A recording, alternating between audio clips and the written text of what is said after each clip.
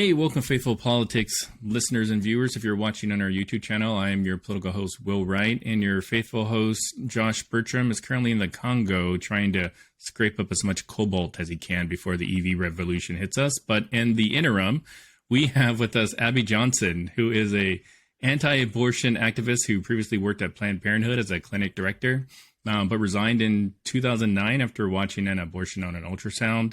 She's now the founder of And Then There Were None, and she has a memoir, Unplanned, which my wife read and loved. and it was turned into a motion picture film in 2019, which I watched and loved, which also exceeded all box office projections and actually finished fourth at the box office overall. So thanks for joining us, Abby. Of course. Thank you so much for having me. Yeah, you know, and so obviously I think that you're probably most well known for your time at Planned Parenthood. And after watching the movie, I have a question for you that I'm sure a lot of the people that watch it have. And I'm curious, was Planned Parenthood more upset that you didn't give a 2-week notice, or more upset that you cashed out on a bunch of vacation time? You know, because I didn't give a 2 weeks notice, I did not get my vacation time. Oh my goodness. You know? Yeah, which sort of sucked because, I had about probably, I can't remember now. I'd have to look, but I'd have to look at my old pay stub, which I do have one. But I think I had about like 4 to 5 months of vacation time saved up. And, yeah, but that was part of their policy. If you don't give notice, then you don't get your vacation and sick pay. So that was okay. It was worth it. So yeah. Yeah, you know, because I know. I mean, not from personal experience, but like from working at some jobs, you know, there's these like logistical mechanics, administrative stuff that happens after you leave a job, and I was curious about that because sure, you left Planned Parenthood, and we'll get into kind of all the circumstances that revolved around that. But it was just like some of this administrivia stuff on the back end that was just, I'm sure nobody asked you about, you know? Yeah, no, nobody's ever asked me that. That's a unique question. Yeah, it's funny because I actually did email them about it, though. I emailed them and said, you know, hey, they were so mad at me anyway, so it was sort of ballsy for me to email them. But I emailed them and said, just a quick cue. Do I happen to get my my vacation pay? And they said, no, when you didn't give, you didn't give a notice, you don't give it your vacation pay. Oh my gosh. Evil. Jeez. They were very happy not to have to pay that to me. I mean, yeah. Wow. So, for those that aren't familiar with the circumstances, maybe can you give us sort of like the Reader's Digest version of why you left Planned Parenthood? Yeah. Sort of the Cliff's Notes version is that I was there for 8 years and, got involved thinking I'm here to help women. I'm here to do the right thing. At that time, when I started working for Planned Parenthood, the overarching narrative was that we were providing abortions in order to keep them safe, legal, and rare. And, abortion was sort of this necessary evil that needed to be done in order to keep women out of these dangerous back alley abortion clinics. Over the 8 years that I was there, particularly in the last 2 years that I was there, I started to see a shift in that narrative at Planned Parenthood. And, now, at the time I started to think, okay, is it that Planned Parenthood is changing, or is it that I'm now so high up in the ranks that I'm finally starting to see what we have been about all along? And I realize, okay, I think it's, now I see, I think this is what we have been about all along. but, you know, I was just, for many years, I was either a volunteer or I was just sort of a, you know, I was just sort of a daily, you know, hourly clinic worker there. So I didn't, I wasn't management. I was just sort of a busy bee, you know, in the clinic. So I didn't really see, you know, the upper management. I didn't really see what was going on at that higher tier, you know, that higher level. And so I just thought, I'm here helping women. I'm here, you know, providing healthcare day in and day out. But in that last year specifically, I started to really see the underbelly of Planned Parenthood. You know, we were building a late term abortion facility, and we were going to be aborting babies through the 6th month of pregnancy for any and every reason, just elective abortion for any reason. That was troublesome for me because I had always believed that, you know, the line in the sand for me was viability, as it is for, I would say, most people who consider themselves pro-choice. Once a baby can live outside of the womb on its own, that's generally when people who are pro-choice will say, you know, that's too far. And that's how it was for me. But, you know, here we were building this 78,000 square foot abortion facility. And, you know, I was going to have an office in that facility. And so that was troubling for me. I was given an abortion quota. I'd been given an abortion quota, you know, so many abortions that we had to sell to women who came into our facility every year. It was broken up by month. And now I'm being told that we have to double that abortion quota. You know, there were months that, of course, in the summer, it was a college town. So there were months that in the summer when the students were gone, you know, we weren't able to sometimes meet that quota. So we were being told, well, you know, that's when you need to go into particular neighborhoods and really, you know, drive those numbers. You've got to, you know, go and find women who are pregnant and encourage them to come into the facilities. And, you know, of course, what were those neighborhoods we're going into? Well, we're going into minority neighborhoods. We're going into low income neighborhoods. We're going into HUD housing developments, right? Like the projects. That's what we're going into. And we're encouraging, these, you know, primarily Black women, you know, and saying, I mean, essentially, you're not fit to have a baby or to have another baby. And so come in here and we'll kill your baby for you because we have a quota to meet. And it was so many things sort of in that last year where I feel like God was really opening my eyes to what was happening inside of this place. But I still didn't leave, you know? I mean, I was still there, trying to justify it, trying to make sense of it, trying to say, you know, okay, well, maybe there's a reason we're doing this, or maybe, you know, okay, well, maybe we're still helping, right? Because a woman that's poor, she's probably, you know, struggling to feed her other kids. So maybe this is bad. I mean, it's like you just try to, you know, justify it and rationalize it. And, but then finally I was called in to assist in an ultrasound-guided abortion procedure of a 13-week-old baby.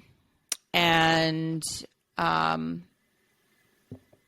I watched in horror as this, just total shock as this 13-week-old baby fought and struggled for his life against the abortion instruments. And I knew then that there was life in the womb. There was humanity in the womb. This was something I'd never seen before. To my knowledge, an ultrasound-guided abortion procedure had never been performed in my facility. It's usually done in a blind manner without ultrasound guidance. And I knew that I had a decision to make. And so it was at that time that I made the decision to leave.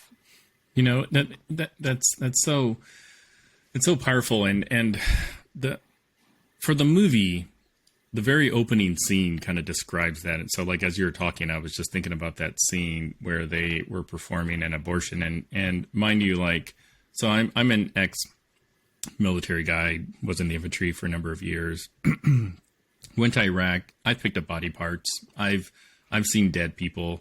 Like, that first scene, I almost had to like squint my eyes, like look through my eyelashes or like fast forward it. But I just felt that there was a purpose behind sort of like the imagery that was sort of like just right there in your face, that you just had to kind of just see, what was going on. And it I don't know, it really stirred something in me, which like, mind you, like, so our podcast, Josh is sort of the token conservative, and I'm sort of the token progressive, like, of the two, like, but I'm a believer. My wife and I are believers. We're fairly, I mean, like, we're pro-life for ourselves. Like, we don't foresee a situation where we would, like, mutually agree on having an abortion.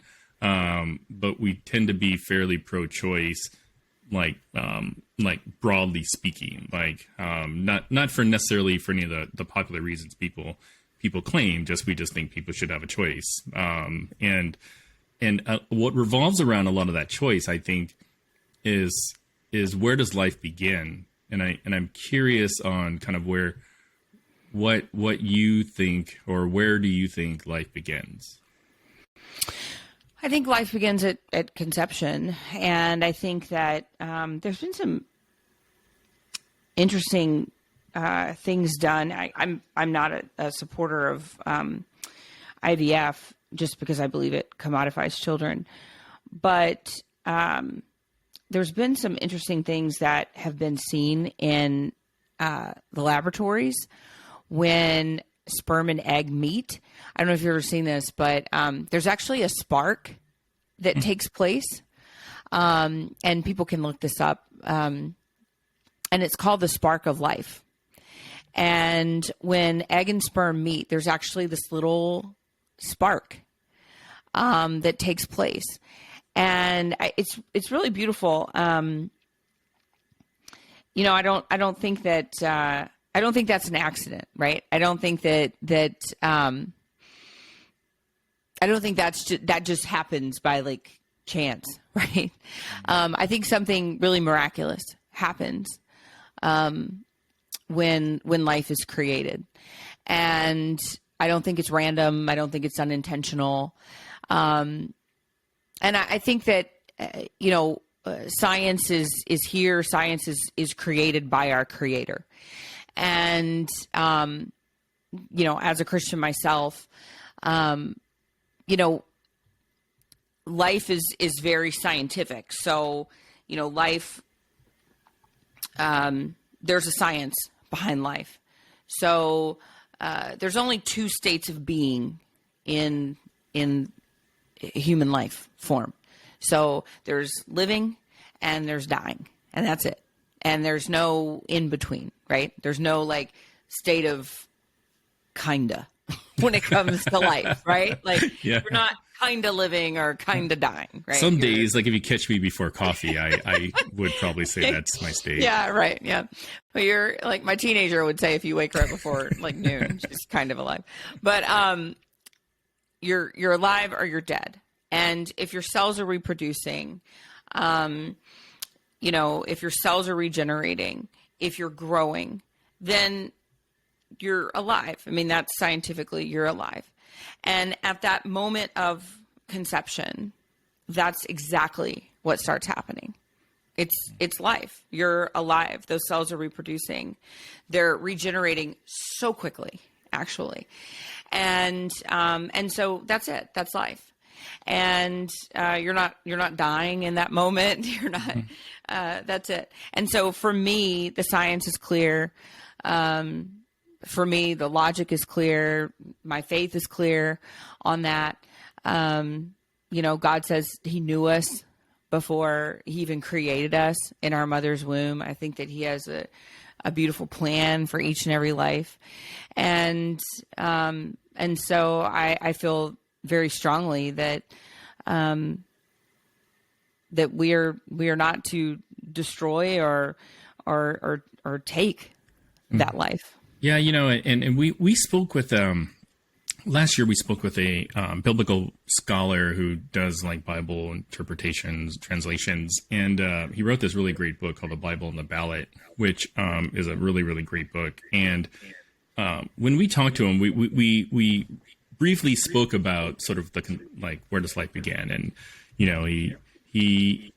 I disclosed to him that I thought life began at conception. So then he posed back to me, well, that means that you don't use birth control. And I was like, well, wait a minute, like that's not fair, because what I explained to him, I said, well, like it's like life begins, like not every time a sperm meets an egg, it produces something, but like I've always thought that if we found like a viable or sperm egg connection on another planet, we would be investing hundreds of billions of dollars to go check it out, so like in my mind that's life. But he said, well, you wouldn't use birth control. So like how do you reconcile with that if you think that life begins at conception but like you're on the pill or something? Oh, I don't believe in hormonal birth control, so I don't reconcile it. Oh man, so I'm out. So it's easy that for easy you then. for me. So I gotta stick with my, I gotta come to terms with my belief. So thanks. You didn't help me out there. It's easy for me. Yeah. I mean, there's every single form of hormonal contraception has the ability to end a newly conceived human life. And so I simply don't believe that, if you believe that life begins at conception, then I'm not sure how you can then say, well, I support hormonal contraception. Yeah. So, and that was something that I had to come to terms with too, because I had been a person that since I was 16 years old had been on hormonal contraception. So, it was something that my husband and I had to rectify. But then I also looked at, I'm also a person who was, helping women get on these hormonal birth control options. And I watched women's bodies fall apart because of it. I watched a 26-year-old woman develop osteoporosis from the Depo-Provera shot. I watched a 20-year-old woman have a stroke because of birth control pills. I have seen, women come back to our office with a heart condition because of birth control pills. I myself have a lifelong brain condition because of the Depo-Provera injection that I'll live with for the rest of my life. I take daily medication for it. So I have a friend that had to have a hysterectomy at 30 years old because of birth control usage. So I could not in my mind, even past the, life at conception point, even past that, I could not in my mind reconcile telling women this is good for your body when I've watched so many women's bodies become absolutely wrecked, including my own, because of these synthetic hormones. Not when I know there's something so much better out there. Not when there's something that is as effective. Natural family planning is as effective as when used properly under an instructor. It's 99% effective. It's natural and it doesn't mask problems in your body. People are like, oh, I have PCOS, I can't use NFP. No, you absolutely can. And you can actually heal your PCOS instead of masking your PCOS with hormonal birth control.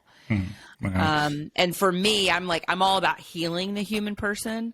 I'm all about healing women's bodies, not masking what's going on with their bodies and making it worse. So part of your ministry is to try to help pregnant women make decisions for themselves, for their baby, and also to maybe teach or convince those that work in Planned Parenthood to leave their profession. So I'm curious, like, how do you engage with someone if they don't believe that life begins at conception? Like, how do you start that conversation? Well, I don't really find that point is all that relevant, honestly, in most conversations with women who are considering an abortion. You know, what I find is that with most of these women, they really don't want to have an abortion, period. Most of these women, 75% of women who are considering an abortion are doing so for financial reasons. So, you know, most women who are pregnant are not in a place where they're saying, I don't want to have this baby. Most women do want to have their babies. Most women that we work with anyway are in a position where they're saying, I already have other children. 60% of women who have abortions already have children at home. So they're in a position where they're saying, I'm already behind on my rent. I'm already behind on my car payment. I don't have health insurance. You know, I don't know how I'm going to feed the children I already have. I don't have winter clothes for them already. I don't have summer clothes for them. You know, whatever it is, like there's some sort of financial situation where they're feeling overwhelmed. Or, you know, the most influential voice in a woman's life on whether she has an abortion is the father of that child. So, you know, the father of the child is saying, don't have the baby, or I'm not going to be around if you have the child, which in those situations, he's probably not going to be around even if she has an abortion. Mm-hmm. So in that situation, you know, our job with my ministry Loveline is to come alongside her and say, look, even if you have the abortion, you're still going to be behind on your rent, right? Even if you have the abortion, you're still not going to have reliable transportation. Even if you have the abortion, you're still not going to have enough food on the table for your kids. So why don't we get you into a stable financial situation, because we have the money, right? We'll find the money for you. So let us get you into a stable financial situation. Let's like put the abortion on hold, right? Let's put this baby that you're carrying right now. Let's sort of just put a pause on that right now, because you got lots of time to worry about that baby, right? Like generally you've got like 8 months to worry about that baby. So let's figure out the situation you're in right now. And so we can work to get her stable employment. We can work to get her healthcare. We even have a program called Mama Scholar, which is an educational scholarship program where we will pay for a woman to finish her education, to start her education, to finish a certificate program, to get a certificate program, whatever, to get a certificate in something she wants to accomplish, whatever it is she wants to do, so that we can empower her with education, empower her to get a better job, to complete her GED. We have tutors that will help her do that if she did not complete her high school education. So, you know, we want to help equip her to do everything in life she's ever wanted to do. And we have case managers that can help her do that, and will help her, you know, social workers that will help her along the way to do that. And then once she's sort of completed the goals she wants to complete, then we're like, okay, let's get you on track with this baby, right? And we're going to provide you with the most amazing, awesome, comprehensive baby registry you've ever seen in your life. We're going to provide you with diapers for as long as that baby needs diapers on its butt. We're going to give you the most rockin' crib you've ever seen, ever. We're going to provide you with clothes, maternity clothes, whatever you need, nursing bras, anything in the world that you need. You are never going to want for anything. If you need a car, girl, we'll buy you a car. You know, whatever you need, like we're going to take care of you so that you don't have to stress about how you're getting your kids to school, how you're getting to work, how, you know, you're going to pay your insurance. Like, but we're not just giving you a hand out.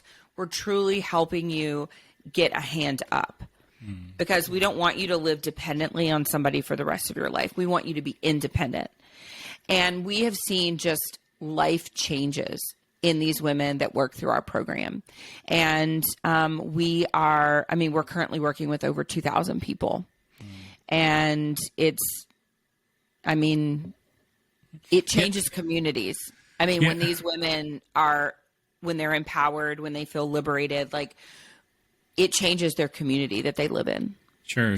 And I think that's pretty phenomenal. And I didn't know that about your organization. I think that's definitely commendable. And, what I worry about is, there are several states that are passing laws that are making it harder for women to get an abortion.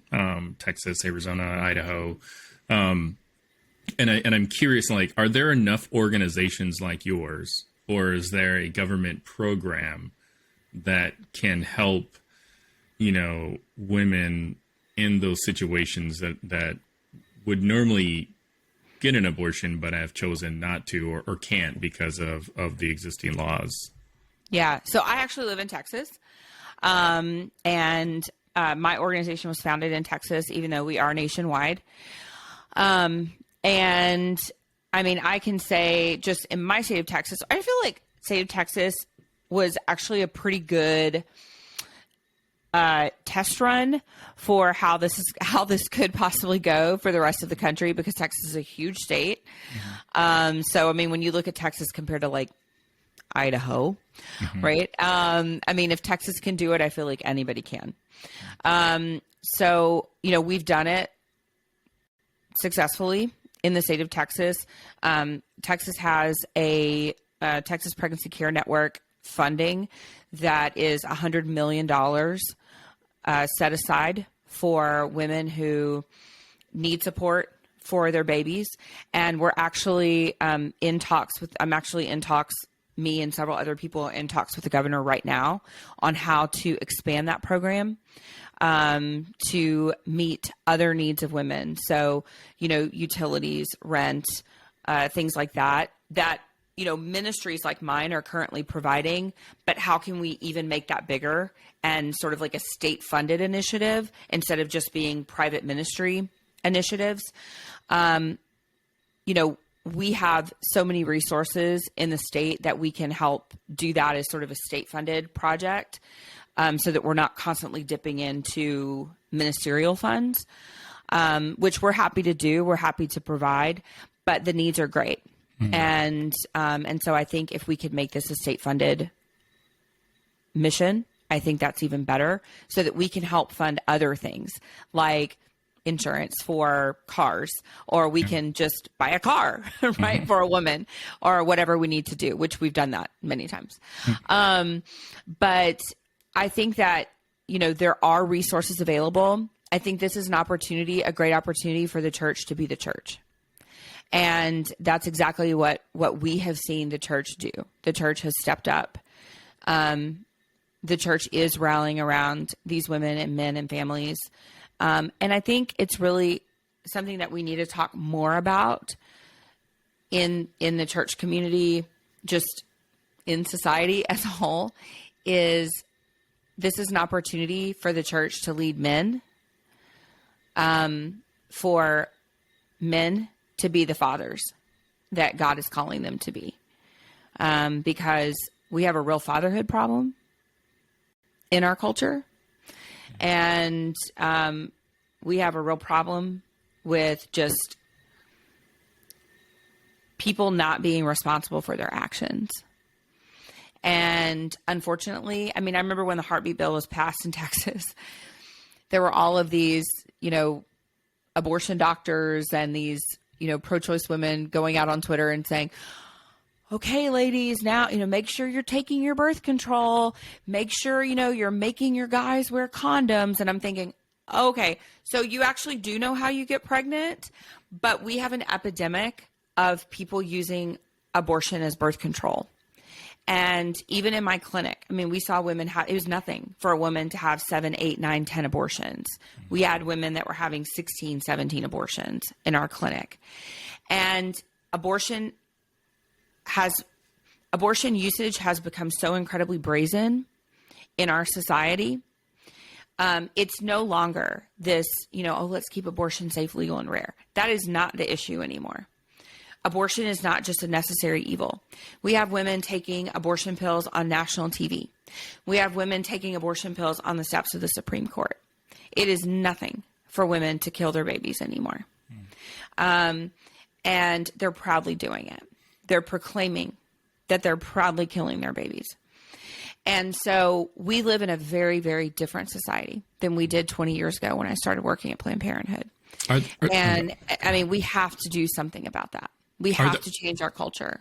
Are there circumstances where you would support like an abortion? So for instance, like my wife and I, we had an ectopic pregnancy a couple of years ago. Sorry. It was pretty traumatic for us. But like, so I couldn't imagine a situation where she couldn't get the care that she needed, like at that time. So I'm curious to kind of get your thoughts. Yeah. So ectopic pregnancy is never considered an abortion.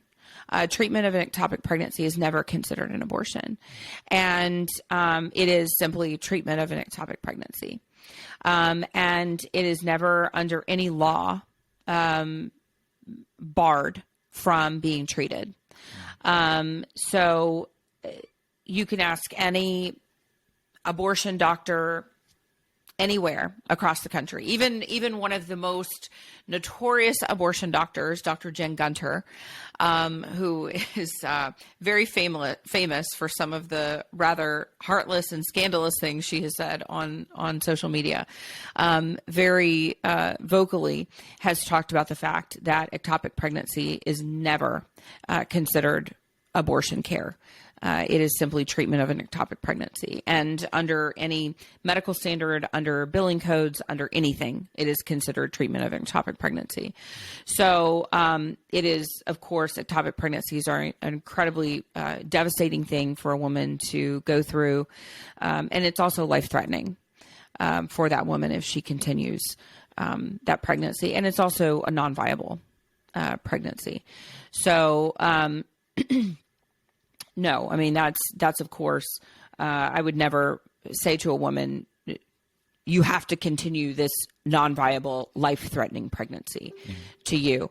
But it's also not considered an abortion at all. Yeah. But what about like in circumstances of, you've heard like rape or incest or, name the different scenarios? Sure. Yeah, I mean, we are an adoptive family. I have 8 children. I have a child who is adopted, and one of my adopted children was actually conceived in rape, and so I do not believe in exceptions for rape or any exceptions like that. It's a strange thing where we look at the life of a child and say, you deserve death for the crimes of your father. You deserve punishment for the crimes of your parent. There is no other circumstance in the world where we punish a child for the sins of his parent. But in this case, it's not even punishment, it's death. And I look at my other children who were the biological children of my husband and I, who were all conceived in love. And I look at my son, Jude, and there's absolutely no difference in those children. They are all equally valuable.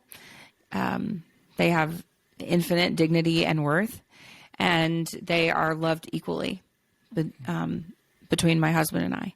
And so I could never look at my son, Jude, and say, you don't have value and you don't deserve to be here because of how you were conceived.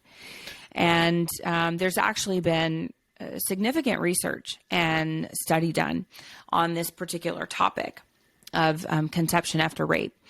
And actually, not intentionally, but I actually have this data pulled up because I did a video on it not that long ago. But there was a woman, one woman in particular that's done a lot of study on this, and there was a major study done on it by Dr. Sandra McCorn, and the overwhelming majority of women who do conceive from rape do choose life for their children. It's a very small percentage of women who actually choose abortion after conceiving from rape, and the women, she did an interview. She interviewed these women in her study, and who did continue their pregnancies, who did not choose abortion. And what was interesting is that most of these women actually believed that abortion should be a legal choice. But the reason that they did not choose abortion is because they said that abortion would simply be another act of violence perpetrated against them. They believed that good can come from evil. They did not want to victimize an innocent child as they had been victimized. They said that if a woman got pregnant through rape, they felt like that they would have conquered the rape and that they could regain some loss of self-esteem. And they also felt like keeping the baby was proof that they were better than their rapist. And so what was really interesting about it was that these women who ended up carrying their child to term and having their baby, she compared those to the ones who actually did choose abortion. And what she found to be true after this was that these women who chose life fared better emotionally and psychologically. They fared significantly better than the women who chose abortion. And for me, as a person who truly loves women, and as a person who considers herself a woman's advocate, knowing what I know based on studies, and I am a therapist as well, I could not in good conscience tell a woman, you know, I've looked at research, I've looked at studies, and I know the probable outcome that you're going to have after having this abortion, but I'm still going to encourage you to have that abortion anyway. I couldn't do that. Yeah. I mean, that would be terrible on my part. What I would do is say, I'm going to present you with this data. I'm going to refer you to some amazing therapist because I'm so sorry this happened to you. And I'm so sorry you were violated in this way. And I want to get you the very best help for what has been done to you and the trauma that's been inflicted on your body. But I want to give you this research. I want to let you look at this for yourself. And I want you to make a decision knowing that the overwhelming majority of women who choose life for their babies after being violated in this way do far better than women who don't. And what was interesting about Dr. McCorn's research is that she said after sexual assault, there is, for varying lengths of time, a natural revulsion toward anything associated with the rape. This may include the location or characteristics of the rapist. It is normal for this feeling to attach to the unborn child conceived by rape. However, these feelings fade with time. When this does not happen spontaneously, counseling with someone qualified to treat the victim of rape trauma is effective. Rape victims I have worked with were aware and distressed by the inappropriateness of these feelings. They were anxious to overcome their revulsion of anyone and anything that reminded them of the rape. They would not, for instance, have welcomed anyone telling them that men of their attacker's race are natural criminals, nor do women welcome being told that their children conceived in rape are unworthy of life, genetically prone to crime, and bound to feel unwanted and bitter. A person in crisis is seeking positive solutions, not a counsel of despair. So I just thought that was all really interesting. Yeah, and that's so interesting. So, the Bible says father shall not be put to death for their children, and, children won't be put to death for their fathers. And I think that everything you just mentioned is perfectly sort of encapsulates that even though the child, was conceived kind of an evilness, that, if you're working with the idea that life begins at birth or life begins at conception, then that child shouldn't have to pay for the sins of its father, in essence. And I think that's pretty admirable. So just two more questions, and then I'm going to get into your book. Actually, one more question is what are some stereotypes that about being pro-life that you actively have to kind of work against? And if that doesn't make sense, I'll give you a good, for instance. Like, so I'm a Democrat. My partner in crime is a Republican. Him and I differ on a lot of different issues politically, but there are some things that we actually agree on. But there are some things that like would surprise a lot of people. Like, I'm a gun owner. He's not a gun owner, but he's the Republican. So like, what are some stereotypes that you have to actively, shoot down, forgive the pun, as you're going about in your ministry? I think there's always this sort of idea that pro-lifers don't care for children after birth. That we're sort of pro-birth, which is, that's always sort of interesting because, I have a whole ministry dedicated to women and their children after birth. So, that's sort of one thing. Let's see. I do a lot of work against the death penalty. So that's sort of a, all Republicans are, raging pro death penalty, execute everybody sort of thing. I think there's just a lot of sort of stereotypes. I'm very much a sort of like, we're definitely Second Amendment people. So, but I definitely take like a peaceful approach when I'm, walking with people who are, on this journey considering abortion, or, I'm not like an in your face, let me show you a big, nasty, like bloody graphic image sort of, I'm very peaceful when it comes to that. I really just want to accompany women on their journey. And I'm not going to shame them if they do have an abortion. I'm not a person that becomes angry. If a woman has an abortion, I've had 2 abortions myself. So I understand how panic and fear can overcome a woman. And even if I think that's sort of a stereotype that like, if a woman has an abortion, then pro-lifers are just going to drop her. And that's definitely not true. I won't go with you. Women's rights? I don't hate women's rights. Okay.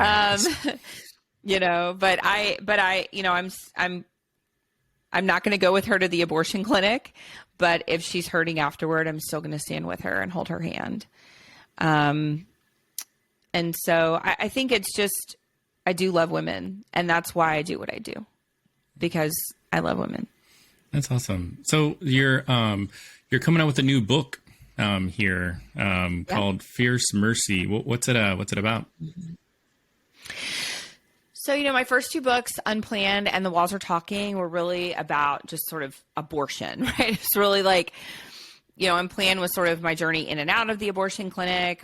The Walls Are Talking was sort of stories from inside the abortion clinic. And so Fierce Mercy, I really just wanted to talk about just all of the amazing grace that I've received from Christ. And I wanted to showcase that in how God has moved in my life through my marriage, and all the things he's done in my ministry, and even just being a mom. God has been so gracious to me. He's been so good to me. And I wanted to show people, ways that God has loved me and has been so merciful to me. And then, our country is so divided right now, and people are so at odds with one another.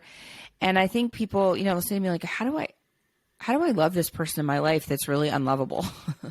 Or, how do I love this person that I don't like? And I'm like, oh, well, that's easy, right? I mean, like for me, that's really easy. I'm sure that there were times I have been loved by people that didn't like me. And so I've been shown that, and I feel like we all need a good practical instruction on how to do that right now in our society. And so that's really sort of what the book is about. And I think people will really like it if they pick it up and read it. And I think people will find just I think it's funny. There's a lot of good stories in it, and it's not just about pro-life stuff. It's really just sort of about life and in general, and being a parent and being a spouse and just loving people around us. I think that's really awesome. And I really admire just your ability to take like all the crap of your past, make it into compost in order for it to grow the things of your future. Like, I just love that about like what you've done, and I know that we have a diverse audience. I mean, ranging the spectrum of political ideas, religious backgrounds and whatnot. And there's going to be a lot of people that are really going to hate this podcast, and think that I'm like a Democrat sellout, which maybe I am. I don't know. But I would definitely encourage them, if they've made it this far in the podcast, to at least like check out your book. I think that you tell a good story. You are a walking example of God's grace, and I just wish you nothing but the best. And thank you for coming on our show, Abby. Of course. Thank you so much for having me on. Yeah. I love talking to people that have diverse ideas, and gosh, wouldn't it be boring if we all just thought the same thing and totally we all look the same and had this? We'd be like a bunch of robots, right? We would. We really would. Yeah. And that's why Faithful Politics exists. So yeah, thanks again. And we will see our listeners and viewers next week. So take care.